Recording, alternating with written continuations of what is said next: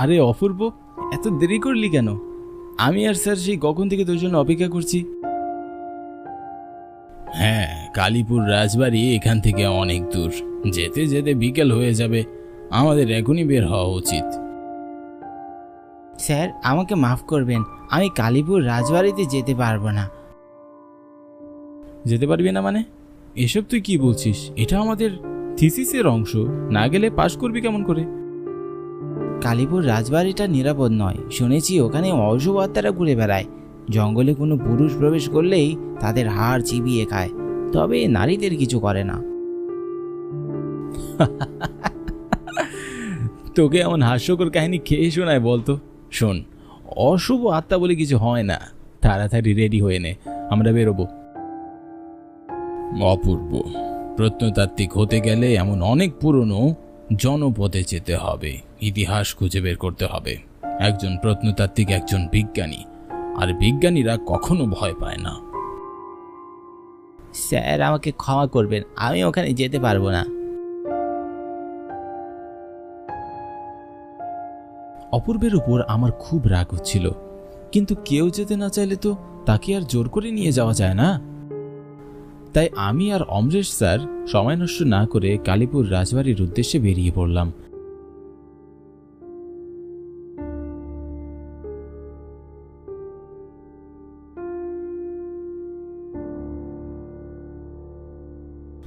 কলকাতা থেকে কালীপুর রাজবাড়ি অনেক দূর।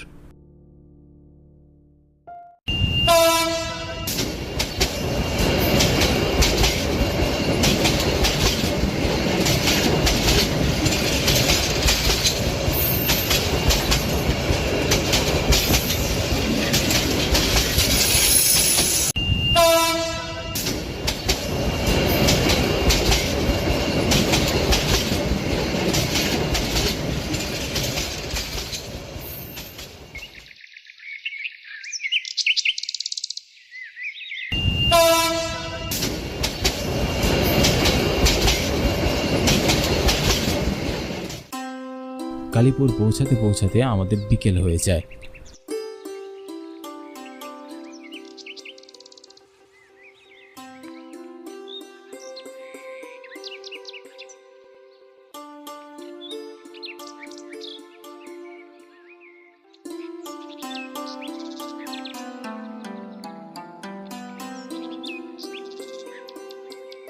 ট্রেন থেকে নামার পর প্রায় আধ ঘন্টা ধরে হাঁটছি।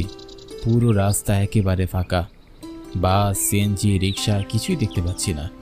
হাঁটতে হাঁটতে আমি আর স্যার ক্লান্ত হয়ে গেছি।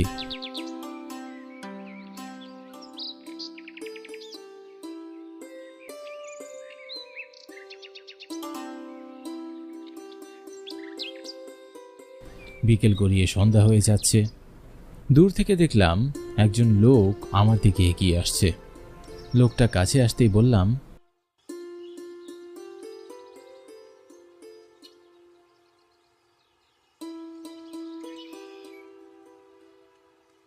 কাকু, কালীপুর রাজবাড়িটা কোন দিকে? লোকটা আমার দিকে চোখ বড় বড় করে এমন ভয়ঙ্কর ভাবে তাকালো, মনে হলো ওনার প্রাণ কোথায় রাখা আছে আমি সেটা জানতে চাইছি। কি হলো কাকু? এই বর সন্ধ্যাবেলা অমঙ্গল জায়গার নাম নিচ্ছ কেন? তোমাদের কি প্রাণের ভয় নেই? সোজা গিয়ে বাঁদিকে যাবে। লোকটা একথা বলে সেখান থেকে চলে গেল।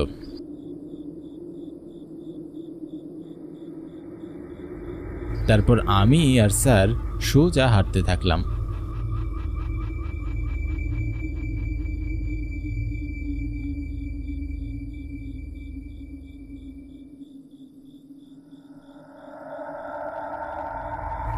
হাঁটতে হাঁটতে গলাটা একেবারে শুকিয়ে গেছে।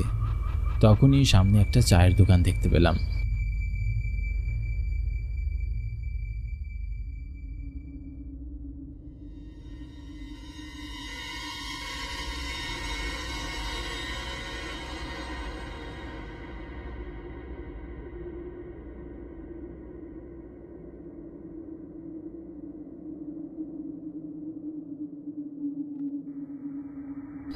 আমরা চায়ের দোকানে চা খেতে বসে পড়লাম। চা দোকানদার আমার দিকে তাকিয়ে বলল, আপনাকে তো এই গ্রামে আগে কখনো দেখিনি। আমরা কলকাতা থেকে আসছি। কালীপুর রাজবাড়িটা কোন দিকে?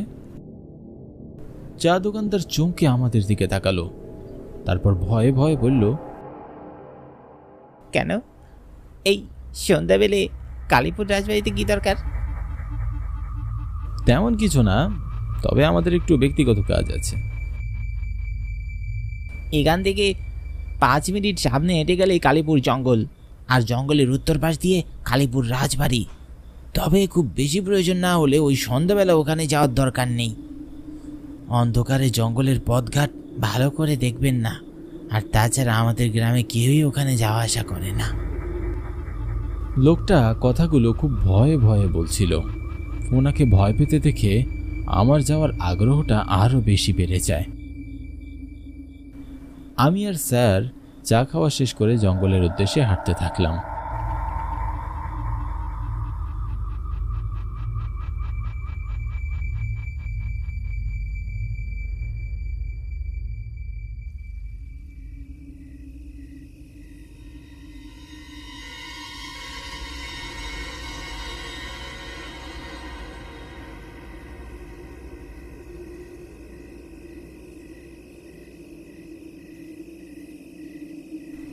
কয়েক মিনিট হাঁটার পর আমরা একটা জঙ্গলে চলে আসলাম। জঙ্গলের পরিবেশটা দেখেই বোঝা যাচ্ছে এখানে মানুষ খুব একটা যাতায়াত করে না। পাখির কিচিরমিচির শব্দে পুরো জঙ্গল মুখরিত হয়ে আছে। গাছগুলো বড় বড় হয়ে এতটাই ঝুপ হয়ে আছে যে সূর্যের আলো গাছ ভেদ করে জঙ্গলের ভিতর প্রবেশ করতে পারছে না। জঙ্গলের উত্তর পাশ কোনটা তাও চেনার উপায় নেই। হঠাৎ কেন যেন আমার গা কেঁপে উঠল। অজানা ভয় আমাকে হাতছানি দিয়ে ডাকছে। সাধারণত আমি খুব একটা ভয় পাই না, আজ কেন যেন ভয় করছে, বুঝতে পারছি না। আমরা যত জঙ্গলের গভীরে যাচ্ছি পাখির কলরব ততই কমে যাচ্ছে। সন্ধ্যা গড়িয়ে রাত হয়ে যায়। এই গভীর জঙ্গলের অন্ধকার আমাদের হাতে থাকা টর্চেও কাজ করছে না। জঙ্গলের কোন দিকে যাচ্ছি আর কোন দিকে যাব কিছুই বুঝতে পারছি না।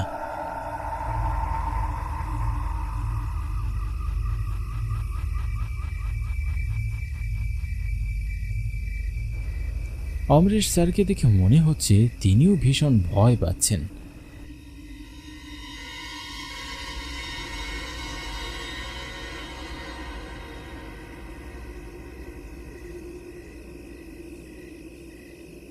আমাদের অবস্থা এখন জলে কুমির, ডাঙ্গায় বাঘ। না তো আমরা জল থেকে বের হতে পারছি আর না তো রাজবাড়ি খুঁজে পাচ্ছি।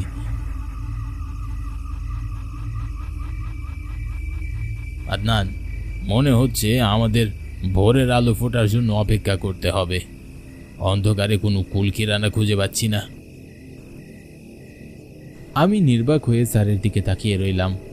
আমার মুখ দিয়ে কোনো কথাই বেরোচ্ছে না। এমন ঘুটঘুটে অন্ধকার জঙ্গলে রাত কাটাতে হবে ভেবে আমার গায়ে কাঁটা দিয়ে উঠছে। তখনই আমার পিছনে দেখতে পেলাম আকাশ ছোঁয়া উঁচু কিছু একটা। স্যার, ওই দেখুন, ওটা কি? অন্ধকারে ভালো করে কিছুই দেখা যাচ্ছিল না। স্যার টর্চের আলো দিয়ে ভালো করে দেখে বললেন,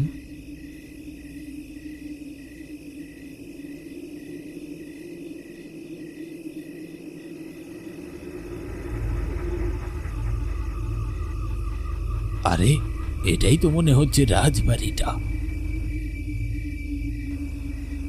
রাজবাড়িটা দেখে আমি কিছুটা স্বস্তি পেলাম। অন্তত রাত কাটানোর জন্য একটা জায়গা তো পেয়েছি। তা না হলে জঙ্গলে থাকা শিয়ালের কাছে প্রাণ হারাতে হতো। আমি আর অমরেশ স্যার রাজবাড়ির কাছে এগিয়ে গেলাম।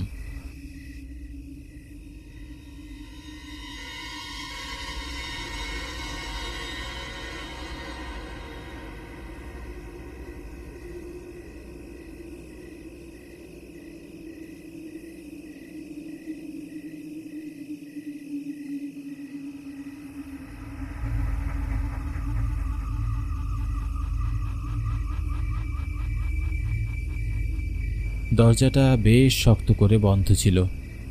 জোরে ধাক্কা দেওয়ার পর দরজাটা খুলে যায়। অনেক দিনের জমে থাকা বদ্ধ বাতাস আমার পাশ ঘেঁষে বেরিয়ে যায়। আমরা রাজবাড়ির ভিতর পা রাখতেই পুরো রাজবাড়ি কেঁপে উঠল।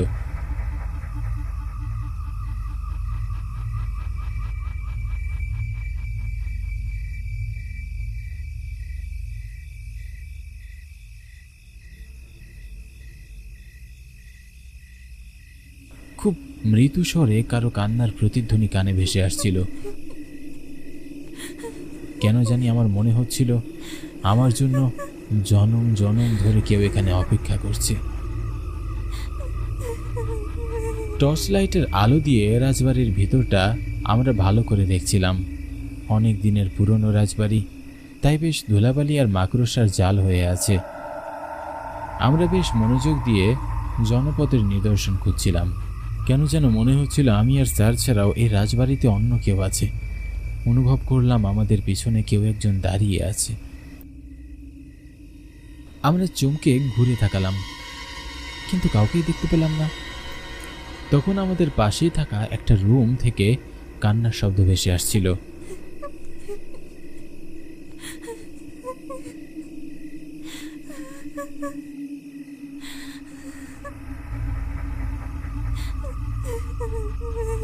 সাহস করে দুজনে ওই রুমটার দিকে এগিয়ে যাই।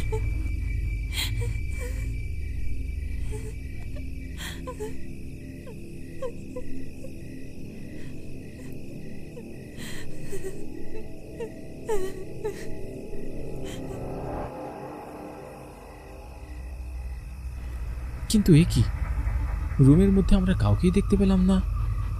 মনে হলো নুপুর পায়ে রুমো ঝুমো শব্দ করে কেউ রাজবাড়ির এক পাশ থেকে আরেক পাশে দৌড়ে যাচ্ছে। আমরা চমকে টর্চের আলো দিয়ে আশেপাশে দেখতে লাগলাম, কিন্তু কাউকেই দেখতে পেলাম না। খুব ভালোই বুঝতে পারছিলাম আমাদের সাথে খারাপ কিছু হতে যাচ্ছে। আচমকা রাজবাড়িটা কেঁপে উঠল, আর আমাদের হাত থেকে টর্চ নিচে পড়ে যায়। তখন খুব সুন্দরী একজন রমণী আমাদের সামনে এসে দাঁড়ায়। সে এত সুন্দর, এত সুন্দর, এতই সুন্দর ছিল যে আমি জীবনে কখনো এমন সুন্দরী রমণী দেখিনি। ধবধবে সাদা গায়ের রং, গা ভর্তি গহনা, রাজবাড়ির রাজকুমারী ছিল।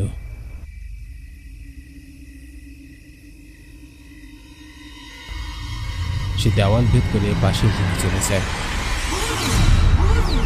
আমাদের বুঝতে আর বাকি রইল না, ইনি কোনো মানুষ নয়, এক অশরীরী। অমরেশ স্যার সাথে সাথে অজ্ঞান হয়ে পড়ে যায়। স্যার, স্যার উঠুন স্যার। আদনান, যুগ যুগ ধরে আমি তোমারই জন্য অপেক্ষা করছি। কথাটা শুনে আমি চমকে উঠলাম। হঠাৎ করে রাজবাড়ির অন্ধকার কেটে পুরো রাজবাড়ি ঝলমলে আলোকিত হয়ে উঠল। বুঝতে পারলাম এটা কোনো মায়াবী আলো। আমি আমার চোখের সামনে দেখলাম একজন মাতাল লোক পালঙ্কে শুয়ে আছে। তখন সুন্দরী গর্ভবতী রাজকুমারী লোকটির সামনে গিয়ে দাঁড়ায়। মাতাল লোকটি রাজকুমারীকে ধাক্কা দিয়ে মেঝেতে ফেলে দেয়। রাজকুমারী রক্তাক্ত হয়ে সেখানেই মারা যায়। আমার এই দৃশ্য দেখে খুব কষ্ট হচ্ছিল। মনে হচ্ছিল মাতাল লোকটিকে এক্ষুনি গিয়ে চরম শিক্ষা দেই, কিন্তু আমি এইসব কেন দেখছি? তখন অশরীরী রমণীটি আমার দিকে এগিয়ে আসলো।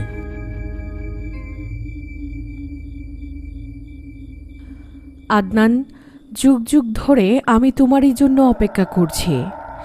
এই বদ্ধ রাজবাড়িতে আমার আত্মা ঘুরে বেড়াচ্ছে, আমি মুক্তি পাচ্ছি না। তুমি পারো আমাকে মুক্তি দিতে। আমার বাবা রাজা মহেন্দ্র একজন মাতাল লোকের সাথে আমাকে বিয়ে দেয়। রোজ রাতে সে মদ পান করে আমার উপর অত্যাচার করত, আর তার শেষ পরিণতি তো তুমি দেখলেই। আমাকে তুমি মুক্তি দাও। আমি? কিন্তু কেমন করে? আর তোমার কষ্টে আমার এত কষ্ট হচ্ছে কেন? কারণ তুমি আমার বংশধর। আমি মারা যাওয়ার পরেও আমার গর্ভের সন্তান বেঁচে ছিল। প্রাসাদের কিছু বিশ্বস্ত লোকের সাহায্যে আমার সন্তান সুস্থভাবে পৃথিবীর আলো দেখে, আর তুমি তারই বংশধর, তাই আমার কষ্টে তুমি কষ্ট পাচ্ছ। বলো, আমি তোমাকে কেমন করে মুক্তি করে দিতে পারি? আমি মারা যাওয়ার সময় আমার স্বামীকে অভিশাপ দিয়েছিলাম। আমার অভিশাপে এই জনপদ ধ্বংস হয়ে গেছে। রাজপ্রাসাদের পিছনের গাছের নিচে একটা মূর্তি রাখা আছে। সেই মূর্তি প্রাসাদের পুজোর ঘরে এনে রাখলেই আমি মুক্তি পাব।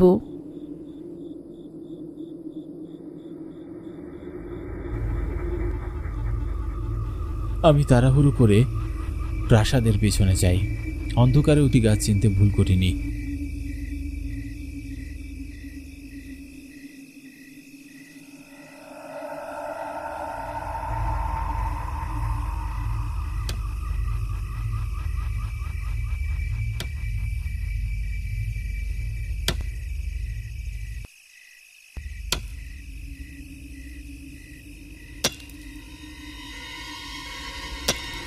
মাটি করে মূর্তি বের করলাম।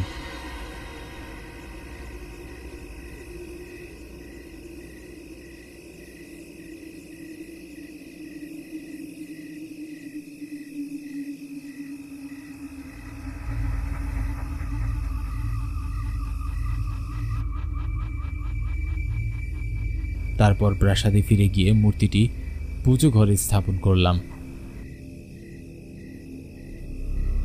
রাজকুমারীর স্বস্তির নিঃশ্বাসে পুরো রাজবাড়ি কেঁপে উঠল।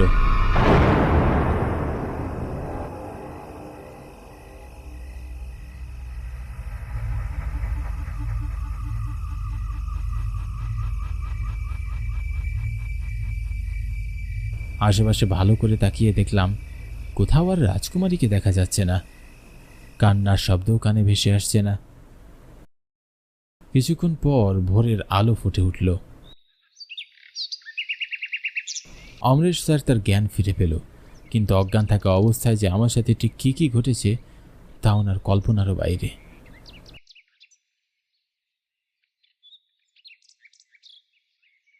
আদনান, আমরা কি বেঁচে আছি? জি স্যার, আমরা একেবারে সুস্থ আছি।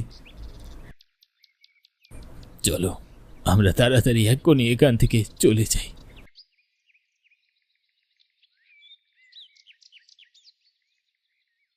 স্যারের কথা মতো আমরা রাজবাড়ি থেকে বেরিয়ে পড়লাম।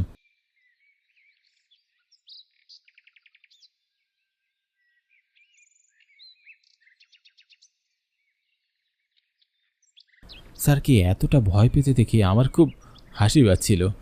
আমার সাথে ঘটে যাওয়া রাতের ঘটনা কিছুই স্যারকে জানালাম না। আজও কালীপুর জঙ্গলের সেই রাজবাড়িটি রয়েছে।